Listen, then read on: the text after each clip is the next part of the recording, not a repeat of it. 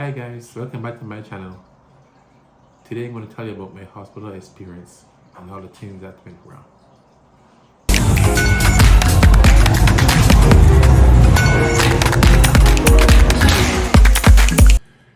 So I had my surgery. Doctor told me I spent maybe 3 days in the hospital.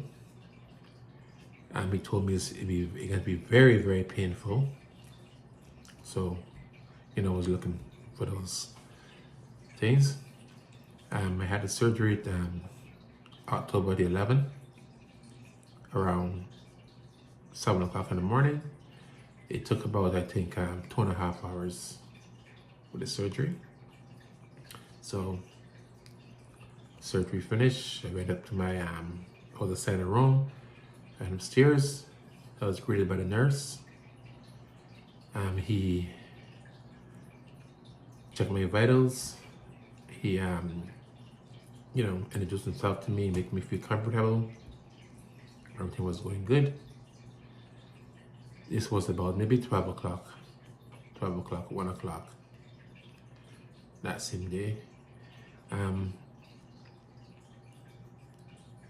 Maybe around 7 o'clock in the night, he checked my incision, and he was a little bit concerned about the amount of drainage that was coming off, because I had a pump on there to suck out the extra blood out of the incision. And he said, "Oh, this is a lot," but it was okay. Maybe around 8 o'clock he came back and he turned the pump off. They told me, the doctor said, to turn the pump off so it won't suck anymore. It will just drain whatever's there. Then the night nurse came. She did the same thing. She checked my incision. She also emptied a container. It also had lots of blood. So again, she was concerned. I had a very good night. I was very tired, so I slept pretty good. Only thing is, every 2 hours the nurse will wake me up, give me medication, check my vitals, so it makes my night restful, but a little bit. 2 hours, every 2 hours, oh man. Then the next day I was fine.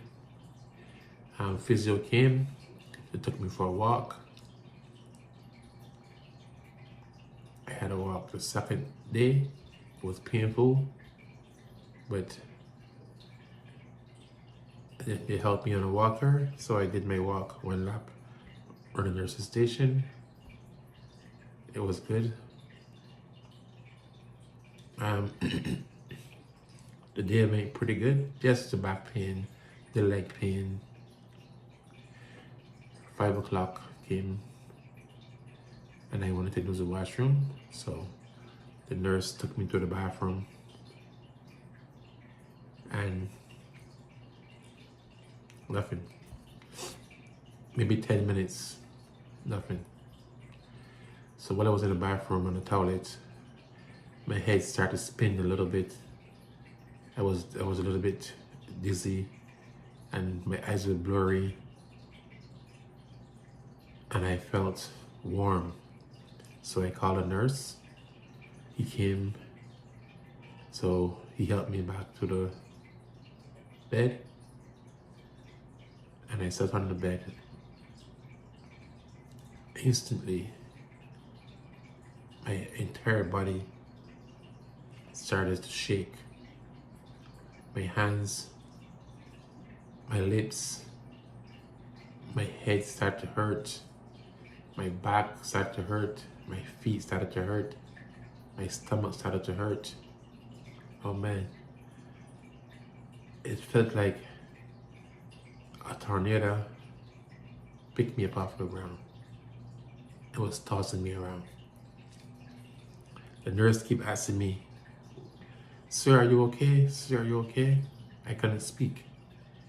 My wife and the kids asked me, what's wrong? Daddy, what's wrong? I couldn't answer. I couldn't speak. I was just shaking and crying, shaking and crying. My family started to cry. The nurse got very concerned. I don't know what was happening to me. This continued for about maybe almost a minute, I would say. But it felt like forever. I finally calmed down.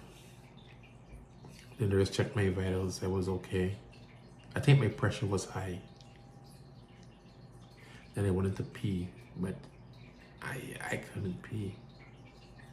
So the nurse had to use a catheter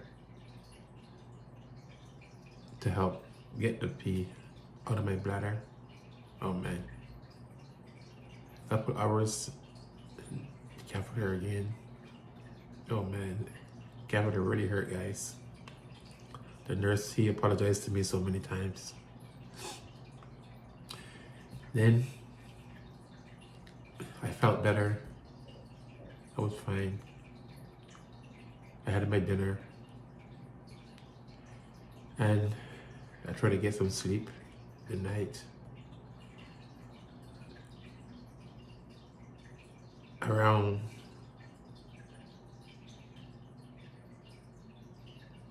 I don't know what time the night nurse came and she checked the blood out of the drain again. It was also too much blood. The pump was off, turned off, but it was still leaking so much blood. So I went off to bed. I think it was around maybe 3 o'clock in the morning, 4 o'clock in the morning. I guess it was a dream. I dreamt that this lady that I knew and her husband from a long time ago as a kid growing up. And these guys died a long time ago.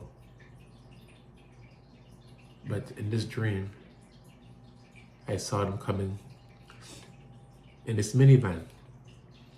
Bright, shining minivan. And the lady said, "Oh, Trevor, we're here for you. Come." I said, "Okay, give me 1 minute. I have to get my bag."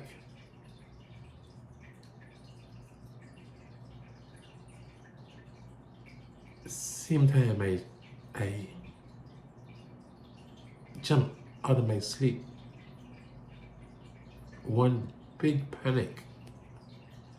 My head, oh man, was killing me. My eyes, my face, oh man. I called a nurse. I told her what happened. She said to me, "Okay, you have to put your head, lie flat on your back, put your head down, your feet." She put my head down, my feet up. And she said, "You had a dual tear, so you have to lie flat on your back." I'm like, dual tear? No one told me that before. So she brought my medication, checked my vitals. The next day the doctor came.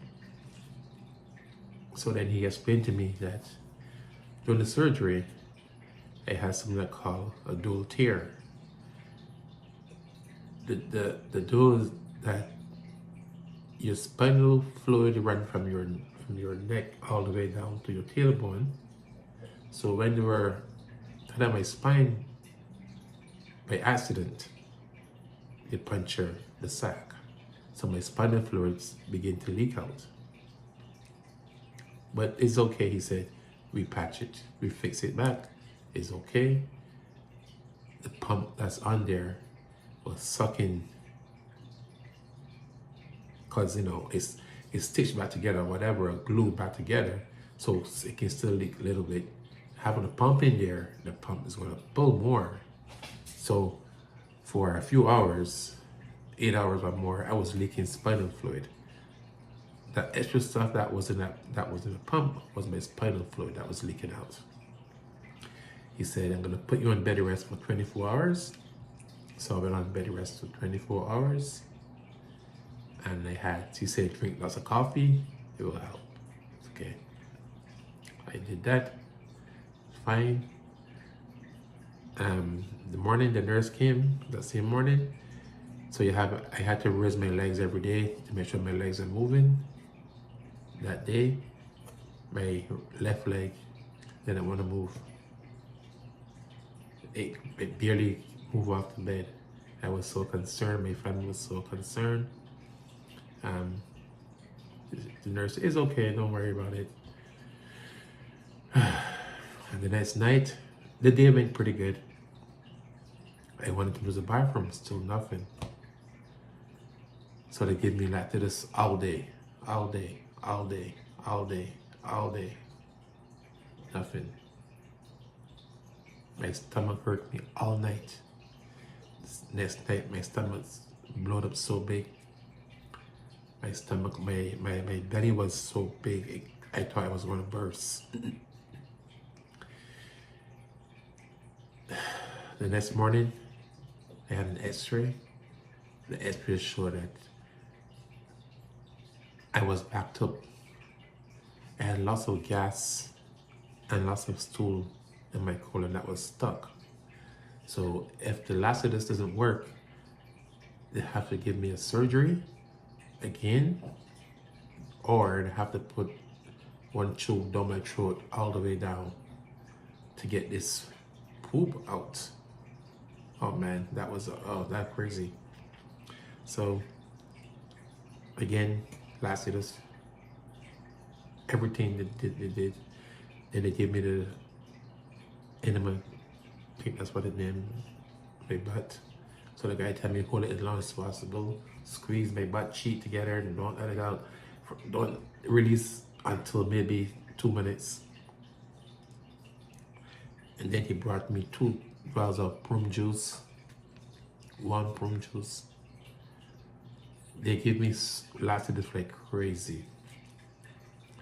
Then maybe around later that day, 7 o'clock, went to the bathroom. Again, nothing came out. By this time now, I'm on bed rest for 24 hours. I'm on no solid diets for 24 hours.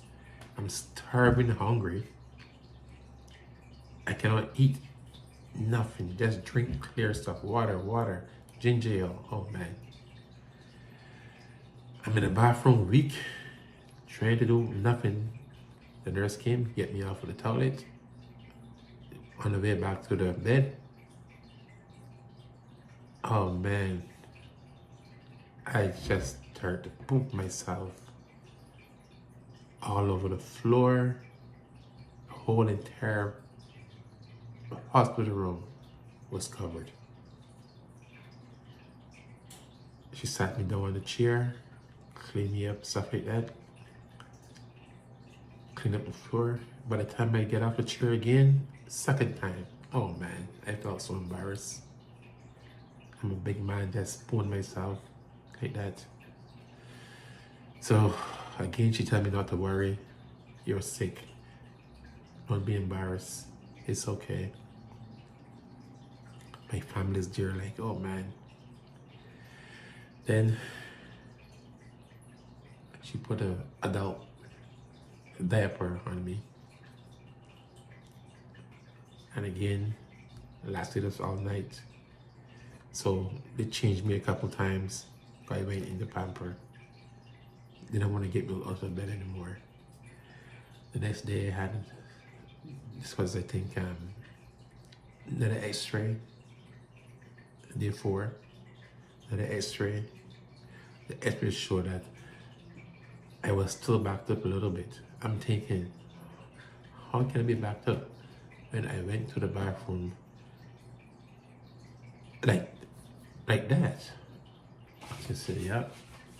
So again, all night, lasted it again, all night.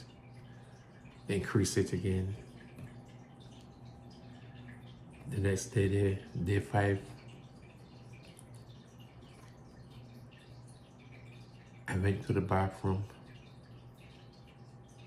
7 times in 4 hours. A lot. That nurse that worked the day shift, bless her heart. Every time I call her, take me to the bathroom, she came. She was never upset. She cleaned me up really good. She was so nice to me. Oh man, I thank her so much.